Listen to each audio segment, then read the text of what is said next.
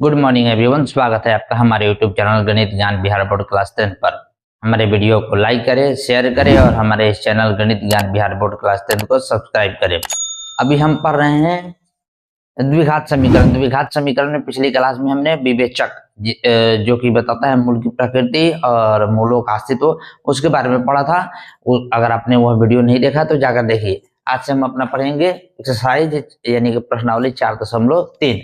इसमें क्या कह रहा है, यदि निम्नलिखित द्विघात समीकरणों के मूल का अस्तित्व हो तो उन्हें पूर्ण वर्ग विधि द्वारा ज्ञात कीजिए। हमको मूल ज्ञात करना है पूर्ण वर्ग विधि द्वारा। कब? अगर इसका अस्तित्व हो। तो अस्तित्व होने के लिए क्या जांच करते हैं हम? विवेचक निकालते हैं पहले। तो विवेचक निकालने के लिए पहले ए, बी और सी का मान निकालेंगे। चलिए, ए का मान यहाँ से क्या हो जाएगा? ए का मान यहाँ 2 हो जाएगा। पहले बता देते हैं। देखिए, द्विघात समीकरण का व्यापक रूप क्या होता है? A x square plus B x plus C बराबर 0। ठीक है। अगर इस ए एक्स स्क्वायर से इस 2x स्क्वायर में तुलना कीजिएगा तो ए का मान कितना आएगा? 2। ए का मान है मेरा 2। ठीक। इस बी एक्स से -7x में तुलना कीजिएगा तो बी का मान क्या आएगा मेरा? -7। अच्छा, ये तो अचर पद है। सी किसके बराबर हो जाएगा? सी हो जाएगा 3 के बराबर। ठीक। अब हमको अस्तित्व चेक करना है तो विवेचक निकालेंगे। विवेचक होता है डी बराबर बी स्क्वायर माइनस 4ac। ठीक है। बी का मान कितना है? -7। -7 का होल स्क्वायर -4 गुने ए का मान कितना है? 2। सी का मान 3। ठीक है। अब देखिए, अच्छा, -7 का स्क्वायर का मतलब है -7 गुने -7। ठीक। Minus minus plus 7 7 49। लीजिए 49 हो गया। डी बराबर हो गया 49। ठीक। अच्छा, ये माइनस हो जाएगा। 4 दूनी 8, 8 तरीका 24। लीजिए 24। ठीक है। अब 49 में से 24 घटा दीजिए।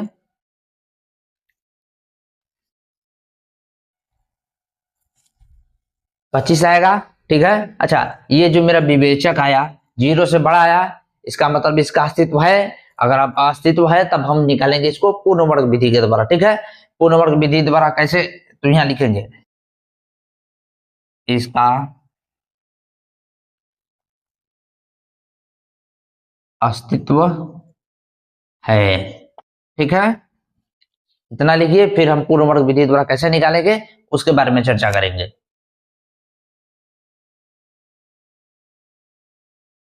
पूर्ण वर्ग विधि के द्वारा मूल कैसे निकालते हैं हम, इसकी चर्चा हम कर चुके हैं। किस क्लास में किए थे? हम जब द्विघाती समीकरण द्विघाती सूत्र यानी कि श्रीधराचार्य का नियम स्थापित करवा रहे थे तो उससे पहले हमने आपको उसी क्लास में बताया था पूर्ण वर्ग विधि के द्वारा मूल कैसे निकालते हैं। उसके 3 स्टेप बताए थे। पहला स्टेप क्या बताए थे? अचर पद को पक्षांतरित कीजिए। दूसरा स्टेप क्या था? एक्स स्क्वायर के गुणांक से समीकरण में भाग दीजिए। तीसरा स्टेप क्या था? एक्स का जो गुणांक है उसको आधा करके उसका स्क्वायर वर्ग करके जोड़िए और घटाइए। देखिए कैसे करना है। देखिए, इसमें 3 पद है, 1 2 3 अचर पद है। ये अचर पद को पक्षांतरित कीजिए तो ये हो जाएगा 2x स्क्वायर -7x बराबर, ये +3 में है, इधर आएगा -3 में है। अचर पद को पक्षांतरित कर दिए हम। अच्छी बात है। अब क्या करना है हमको? एक्स स्क्वायर के गुणांक से सभी इस समीकरण में भाग दे देना है। दीजिए भाग। कितना है एक्स स्क्वायर का गुणांक? 2 है ना, तो 2x स्क्वायर बट्टा 2 से भाग दे रहे हैं -7x बट्टा 2 बराबर -3 बट्टा 2। ठीक है। इस 2 से 2 कट जाएगा। अच्छा, ये क्या हो जाएगा? एक्स स्क्वायर -7 बट्टा 2x बराबर -3 बट्टा 2। पहला स्टेप में हमने अचर पद को पक्षांतरित कर दिया। दूसरा स्टेप में एक्स स्क्वायर के गुणांक से सभी इस समीकरण में हमने भाग दे दिया। मेरा नया समीकरण ये निकला। अब क्या करना है? एक्स का गुणांक देखना है। इस एक्स का गुणांक क्या है मेरा? 7 बट्टा 2। चिन्ह नहीं देखना है, सिर्फ गुणांक देखना है। 7 बट्टा 2 है। अच्छा, इसका आधा कीजिए। आधा का मतलब है 2 से भाग दीजिए तो ये आ जाएगा नीचे, यानी ये हो जाएगा 7 बट्टा 4। आधा कर दिए। आप इसका वर्ग करके एक बार जोड़ देना है, एक बार घटा देना है। चलिए ये लिखिए, ये एक्स स्क्वायर -7 बटा 2x प्लस 7/4 का होल स्क्वायर माइनस 7/4 का होल स्क्वायर बराबर -3/2। ठीक है,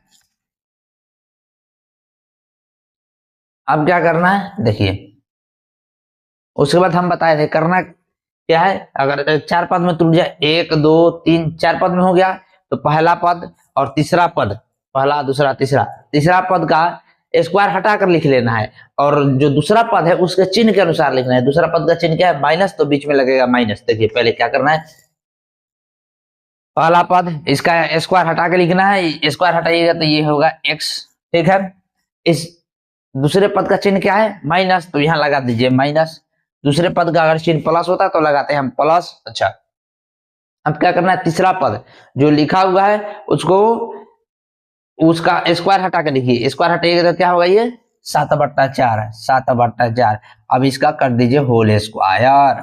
ठीक है, क्या बताया हमने, पहला पद का स्क्वायर हटा कर लिखिए। ठीक है, दूसरा पद का जो चिन्ह है उसको लिख दीजिए और तीसरा पद है उसका भी स्क्वायर हटाकर लिख दीजिए और उस सभी का होल स्क्वायर कर दीजिए। ठीक है, अब बचा क्या, 1 2 3 पद का काम हो गया, ये बचा मेरा चौथा पद। पहले देखिए बराबर लिखिए, ये -3/2, इस चौथा पद का पक्षांतरित कर दीजिए। अच्छा, इसका चिन्ह क्या है, माइनस, उस पक्ष में जाएगा क्या हो जाएगा, प्लस। ठीक है, तो ये प्लस 7/4 का होल स्क्वायर। ठीक है, अच्छा, इसको उसी प्रकार लिखिए, x - 7/4 का होल स्क्वायर बराबर -3/2 प्लस, स्क्वायर करने के लिए बोला है 7 का स्क्वायर कीजिएगा, 7 × 7 7 7 49 लिखिए, 49/4 का स्क्वायर कीजिएगा, 4 चौका 16। ठीक है, अब क्या करना है हमको, पहले तो इसको लिखिए, x - 7/4 का होल स्क्वायर। हर का एलसीएम लेना है, 2 और 16 का एलसीएम कितना होता है, 16। 2 से 16 में भाग दीजिएगा, कितना मरतब में कटेगा, 8 मरतब में। उस 8 से इस -3 में गुना कीजिए तो 8 3 का 24 यानी -24। ठीक, 16 से 16 एक मरतब में कटेगा यानी कि +49। ठीक है, ये तो हो जाएगा मेरा x - 7/4 का होल स्क्वायर बराबर 49 में से अगर 24 घटा दीजिए कितना होगा, 25 होता है बटा 16। चलिए इतना लिखिए, फिर अगला स्टेप बताते हैं क्या करना है आपको।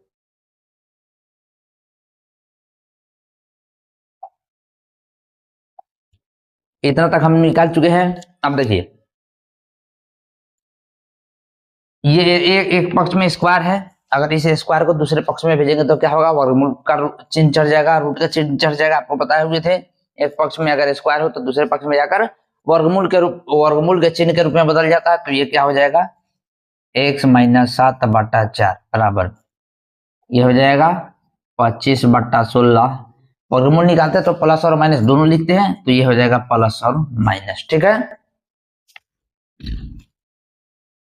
अच्छा, ये लिखिए x - 7/4 बराबर प्लस माइनस 25 का वर्गमूल 5 और 16 का वर्गमूल 4।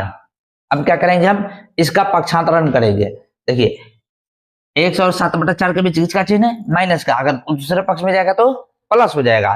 तो ये x बराबर हो जाएगा 7/4। इसको पहले लिख लेते हैं हम, थोड़ी सी सुविधा रहेगी, प्लस माइनस 5/4। ठीक है, अब क्या करेंगे, हम इसको दो पार्ट में बांट लेंगे। पहला x बराबर क्या लिखेंगे, 7/4 प्लस 5/4। दूसरा क्या लिखेंगे, 7/4 माइनस 5/4। ठीक है, अब लिखिए x बराबर, इसका एलसीएम लीजिएगा, क्या होगा हर का, तो ये होगा 4। ठीक है, 4 से 4 एक मतलब में कटेगा तो ये हो जाएगा 7 प्लस 5। ठीक है, बराबर इधर भी एलसीएम हो जाएगा 4 आपका, इस 4 से 4 को काटिएगा एक मरतब में, उस 1 से अगर 7 में गुना कीजिएगा तो हो जाएगा 7 माइनस 4 से 4 काटिएगा एक मरतब में, उस 1 से 5 में गुना कीजिएगा तो ये हो जाएगा 5। ठीक है, अच्छा, x बराबर 7 5 12/4 कॉमा 7 में से 5 घटा 2 बटा 4, 4 तेई 12, ठीक है। अच्छा, 2 दूनी 4, ये x बराबर क्या आया 3,1/2। लीजिए ये रहा आपका मूल आंसर। इस द्विघात समीकरण का पूर्ण वर्ग विधि द्वारा निकालने पर मूल क्या आया x बराबर 3,1/2। चलिए लिखिए इसको, फिर हम अगले क्वेश्चन की तरफ बढ़ते हैं। हमारा दूसरा प्रश्न है 2x² प्लस x माइनस 4 बराबर 0। पहले तो हम इसका अस्तित्व जांच लेते हैं कि इसका वो निकलने वाला है कि नहीं। तो a बराबर क्या होगा 2, b बराबर 1 और c बराबर -4, ठीक है। अच्छा, a b c का मान निकल गया। अब d बराबर क्या होगा b² माइनस 4ac। d बराबर b का मान कितना है 1 का स्क्वायर माइनस 4 गुने a का मान 2, c का मान -4, ठीक है। d बराबर 1 हो जाएगा। अच्छा, माइनस माइनस प्लस, 4 चौका 16, 16 दूनी 32, 32 में 1 जोड़िएगा 33। अच्छा एक बात बताइए, ये जो मेरा डी आया है यानी विवेचक का मान आया 0 से बड़ा है, इसका मतलब इसका अस्तित्व होगा। तो लिखिएगा अस्तित्व है, अस्तित्व है, ठीक है। अब हम पूर्ण वर्ग विधि द्वारा इसका सॉल्यूशन करेंगे। 2x² प्लस x माइनस 4 बराबर 0। पूर्ण वर्ग विधि द्वारा क्या करते हैं, प्रथम चरण में पहले अचर पद को पक्षांतरित करते हैं। कीजिए अचर पद को पक्षांतरित, ये हो जाएगा 2x² प्लस x बराबर, इसका चिन्ह माइनस है उधर जाएगा प्लस हो जाएगा, तो ये हो जाएगा 4, ठीक। अब क्या करेंगे हम x² के गुणांक से समीकरण में भाग देंगे, दीजिए भाग। ये क्या हो जाएगा 2x² बटा 2 प्लस x बटा 2 बराबर 4/2, ठीक। ये 2 से 2 कट गया। अच्छा, 2 दूनी 4, ये क्या बचा x² प्लस 1/2x बराबर 2, ठीक है। चलिए इतना लिखिए, फिर अगला स्टेप हम आपको बताते हैं क्या करना है।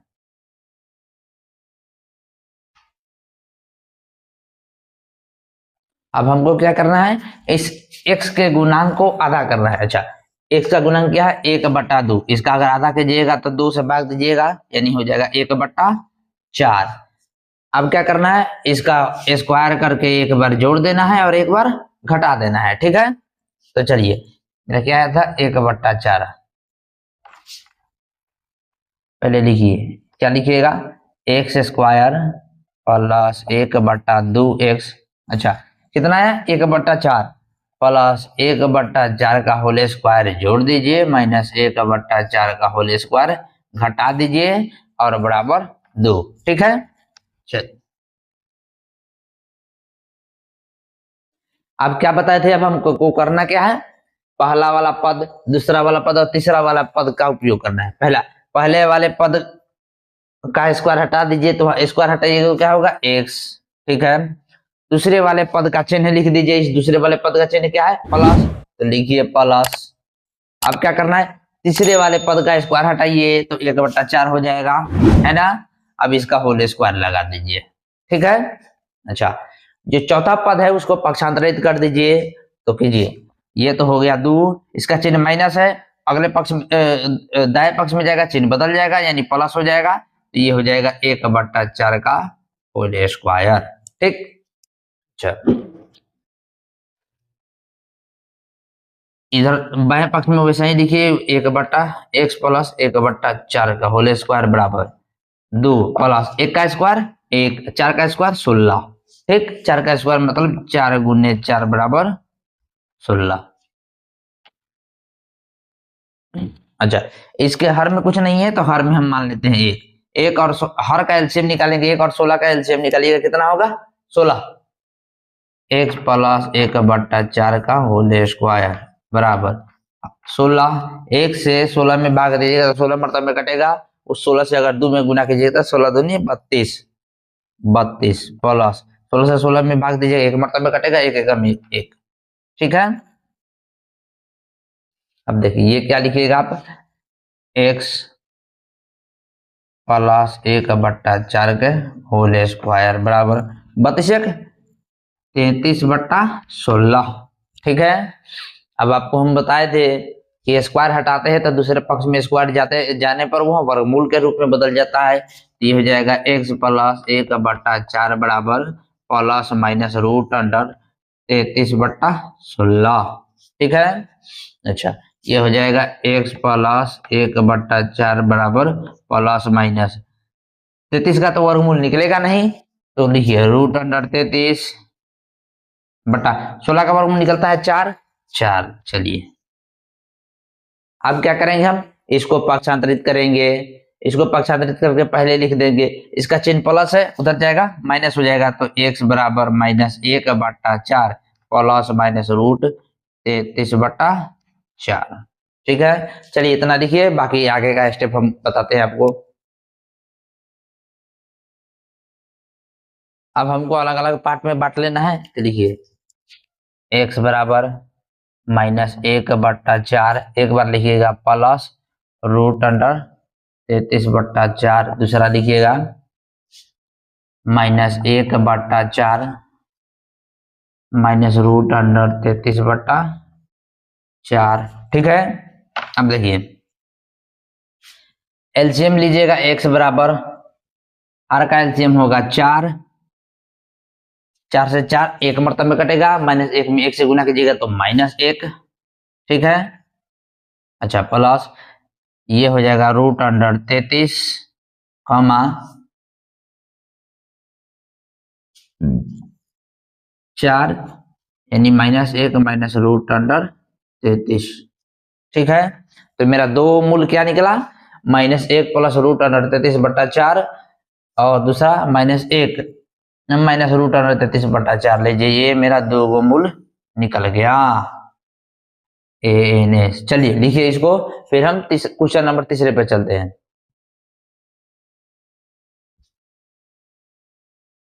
अब मेरा क्वेश्चन नंबर तीसरा है, पहले हम इसका अस्तित्व जांच कर लेते हैं। जब तुलना कीजिएगा ax² plus bx plus c बराबर 0 से, तो a का मान कितना निकलेगा, a बराबर मिलेगा हमको 4, b का मान कितना मिलेगा 4√3, c का मान कितना मिलेगा 3। ठीक है। a b और c का मान हमने निकाल लिया। अब विवेचक d बराबर b² माइनस 4ac, d बराबर b का मान कितना है 4√3 का होल स्क्वायर माइनस 4 गुने a का मान 4 और c का मान 3। अच्छी बात है। तो d बराबर क्या होगा, अच्छा इसका स्क्वायर कीजिए, 4√3 गुने 4√3। ठीक है। अच्छा 4 चौका 16, चलिए 16 गुने रूट अंडर, एक रूट लिखिए, दोनों को अंदर लिख दीजिए, रूट अंडर 3 गुने 3। अब देखिए रूट के अंदर एक जैसा दो है तो रूट हट जाएगा और एक निकल जाएगा बाहर, ये हो जाएगा 16 गुने 3, 16 ते 48, देखिए 48 48 माइनस 4 चौका 16, 16 ते 48। ठीक है। 48 में से 48 घटा 0। पहले एक बात बताइए, मूल वास्तविक होगा ये, ठीक है। अच्छा समान होगा कि असमान होगा, समान होगा। क्यों समान होगा, क्योंकि ये डी का मान मेरा 0 आया है, इसका मतलब है कि पहला जो मूल होगा वही दूसरा भी मूल होगा। ठीक है। तो चलिए अब लिखिएगा अस्तित्व है,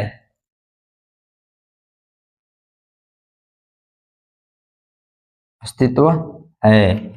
अब क्या करना है हमको, पूर्ण वर्ग विधि द्वारा करना है। पूर्ण वर्ग विधि में हम अचर पद को पक्षांतरित करेंगे, ये हो जाएगा 4x² प्लस 4√3 x बराबर -3। ठीक है।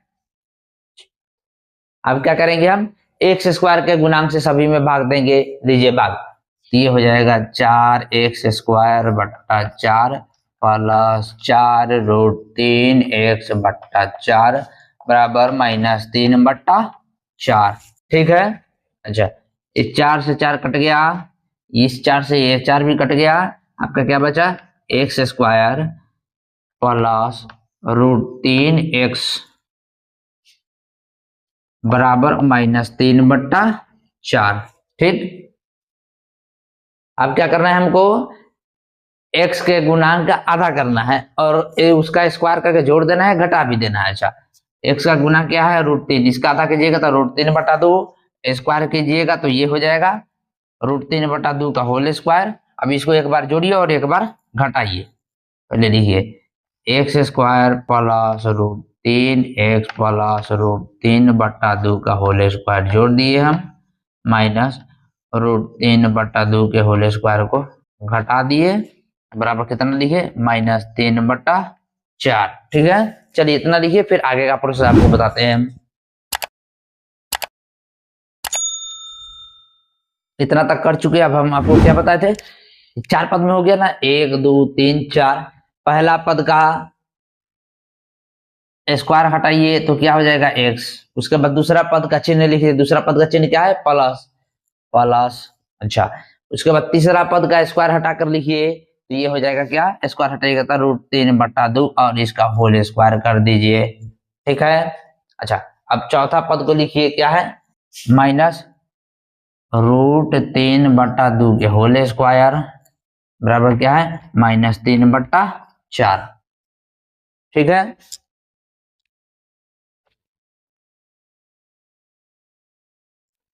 अब देखिए ये इसको तो वैसे ही लिखिए x प्लस √3/2 के होल स्क्वायर बराबर, इस चौथे पद का इस पद का पक्षांतरित कीजिए, ये -3/4, ये माइनस है उधर जाएगा प्लस √3/2 का होल स्क्वायर। ठीक, अच्छा ये हो जाएगा x प्लस √3/2 के होल स्क्वायर बराबर -3/4 प्लस √3 का स्क्वायर √3 गुने √3। ठीक है, एक रूट लिखिए, उसके अंदर दोनों को लिखिए, रूट के अंदर अगर दो को एक जैसा हो तो रूट हट जाता है, एक वो बाहर निकल जाता है, तो इसका मतलब क्या है 3/2 का स्क्वायर 2 दूनी 4। ठीक, अब देखिए प्लस माइनस माइनस 3/4 में से 3/4 घटाइएगा, ये हो जाएगा खत्म। क्या बचा मेरा x प्लस √3/2 के होल स्क्वायर बराबर ये हो गया 0। अब इस स्क्वायर को उधर भेजिएगा तो ये स्क्वायर खत्म हो जाएगा, यानी कि ये हो जाएगा मेरा x प्लस √3/2 बराबर 0। अच्छा, x और √3/2 के बीच किसका चिन्ह, प्लस का, अगर ये √3/2 दाहिने पक्ष में जाएगा तो माइनस में जाएगा, तो x बराबर -√3/2। ठीक, एक मूल आया। अभी हम आपको बताए थे विवेचक जब निकाले थे तो इसका विवेचक 0 आया था, इसका मतलब मूल समान आएगा, तो इसी को एक बार और लिख दीजिए, हो जाएगा -√3/2। लीजिए इसका दोनों मूल निकल गया, ये रहा आपका आंसर। चलिए इसको लिख लीजिए।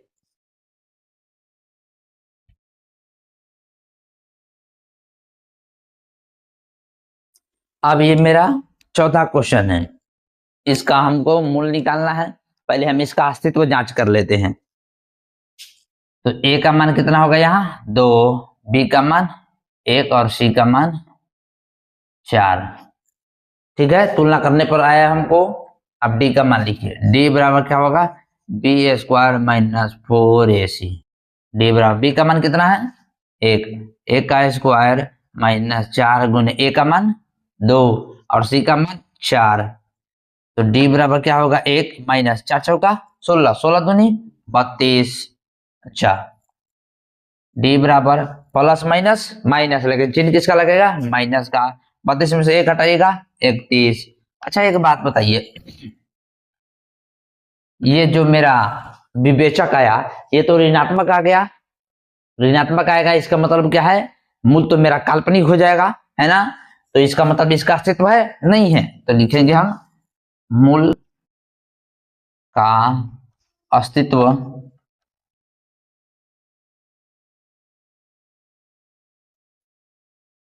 नहीं है। ठीक है, चलिए लिखिए इसको।